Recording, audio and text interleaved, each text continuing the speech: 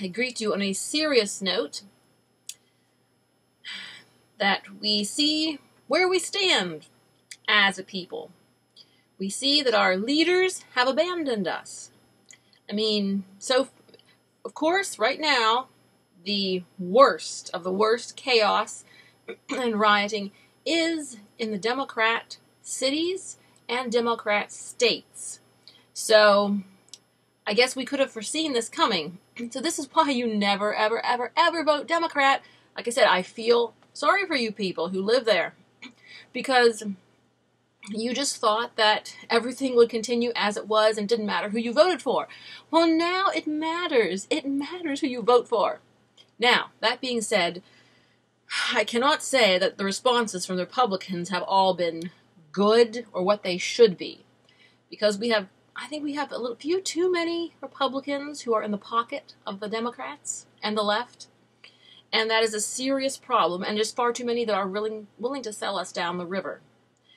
And now that we see what kind of representation we have, we realize that we need a complete overhaul in government, pretty much overhaul in everything, because we can't have this. There's a hierarchy of defense for the people for a reason, for just such a situation as this. And like I said, first of all, you have your local police. If that's too much, then you have your state police. And if that's too much, then you have the National Guard. And, it goes on from there. And each one of these levels of security and protection for the individual needs to be functioning. And I said, if you just let the violence continue, you are heading to a certain military conflict, and then you're going to end up with these leftists taking hostages, and it's going to be a very bad scene. Very bad. I said we are essentially entering into the Wild West again, only there are more threats, internal and external, than there had been during the Wild West, because, back then things were pretty straightforward. You had to fight, probably Indians, fight each other. There was bad other people in the West too. And then you had to fight disease and starvation and all those different things. But now we're fighting a variety of ideologues, and we also have the potential, of foreign intervention. The, Chinese and Russians, and I don't know who else is watching this. They're saying, look, America's out of control. We can attack. Perfect time to attack and seize territory. So you see these Democrats and our leadership, there is a huge amount of incompetence, just sheer incompetence, and just people who, like I said, they're in it for shaking hands and kissing babies and for the big paydays. And if there any real trouble arises, they just melt like a marshmallow. And we can't have that. We can't have that in our leadership. So, I'd say, right now, we can vote while we can. And we must. During tough times, the tough get going. And we have discovered that our leaders are made of poop and paste. They are disgusting cowards. And that's another good reason why we probably should require some sort of military service or some sort of tough work for our leadership officials. We need to outline a list of demands to get better quality people in government. Right now, we get a bunch of fat cat corrupt lawyers, and we cannot have that. And first of all, we need to impeach the people who are currently in office. Impeach them. If they're not out to serve the people, I've been telling you guys this, they're out to serve themselves. Power and money for their personal use is all they want.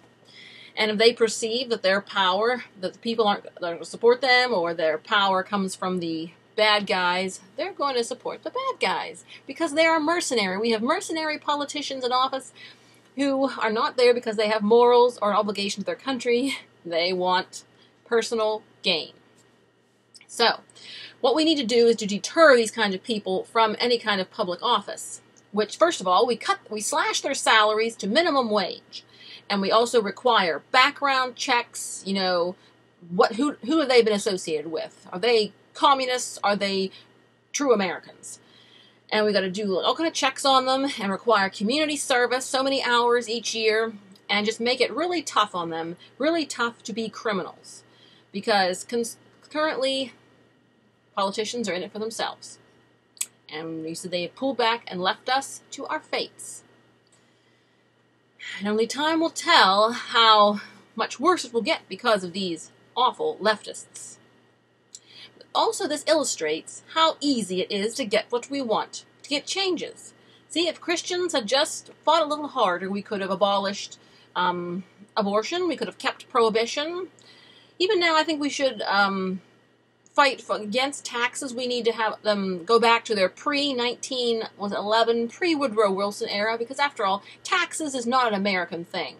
But Woodrow Wilson, he got his foot in the door, he passed some law, and is the foundation for all the massive taxes that we suffer today. So, I think that's something on my agenda. The rest of us, we all have demands too, don't we? So let's work on our demands. We can see that these politicians are just butter and putty. So I guess if we stand up and make a fuss, we can get our way. It's working for the left. Doesn't it feel to you like we are in some kind of like the Salem witch trials? Because everybody is accused of being a racist. Everyone is. And so, to the point where I doubt some of the claims. I mean, you need evidence. And I doubt the definitions of the accusers. You know, it's just like in these other countries during other times when people accuse someone of something just to get them disappeared. You know, that seems to be where we are today. And it seems like there's a witch hunt on. And like, it's only going to keep on as long as you continue to give the left place. So, it's definitely a concern. I said, as all the old institutions are crumbling, we realize a lot of the scientists are insane, and so many people are insane. The academics are radicals. Hollywood, no one likes them. It's collapsing because they don't have any money. No one goes to their shows.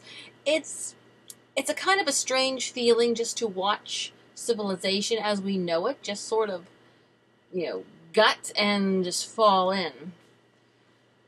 But in a way, there's a sparkle of hope, because things that were previously closed to the public, to us before, because they were so steeped in tradition, they had their people, they had their traditions, they had everything. Everything was so closed to a lot of us. Now everything is wide open. Everything's been vacated. So, things don't mean as much as they used to. I think God is trying to get our attention and tell us that these earthly things, earthly honors, earthly experts who have been debunked completely are not, what they seem. And we shouldn't be trusting in them. We need to trust in God. And a mighty fortress is our God. That's a good hymn to remember during these difficult times. In fact, I think I'll go ahead and read it for you, put the words on the screen. It is inspiring, and it's comforting. Read the Bible. There's lots of, in the Psalms, there's lots of Psalms David writes talking about the wicked, and I think we're seeing the wicked get busy right now. So we need to trust in the Lord, even though times are tough. A mighty fortress is our God, a bulwark never failing. Our helper, he amid the flood of mortal ills prevailing. For still our ancient foe doth seek to work us woe. His craft and power are great, and armed with cruel hate. On earth is not his equal. Did we in our own strength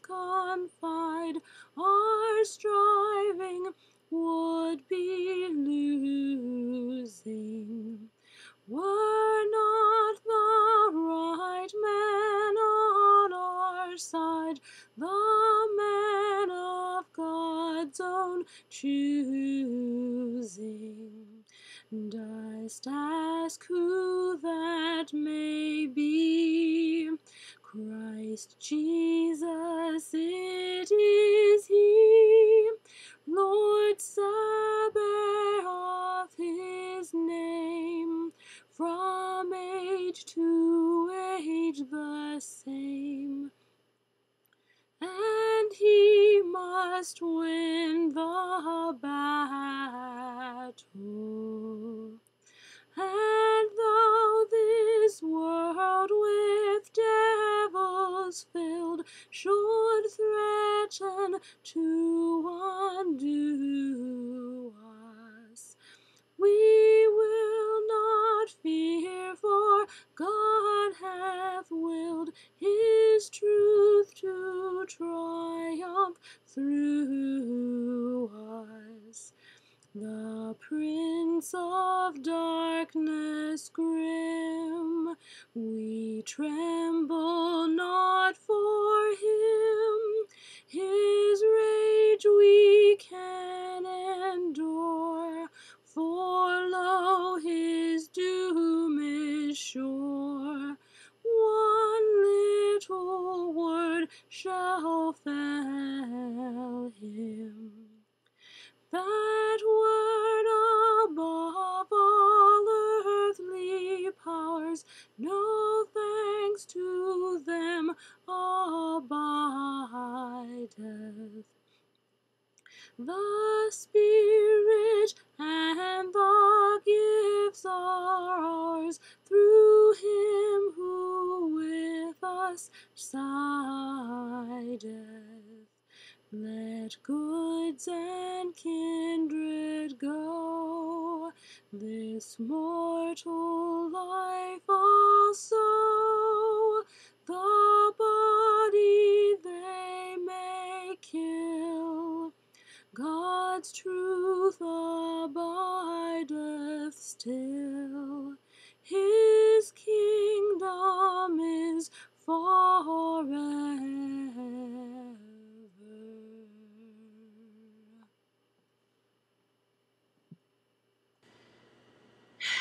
And we know the left doesn't win.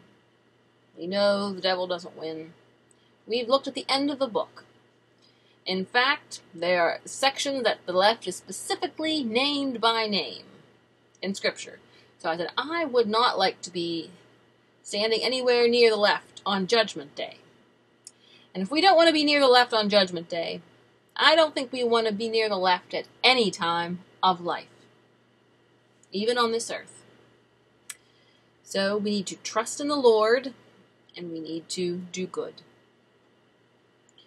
Let freedom ring.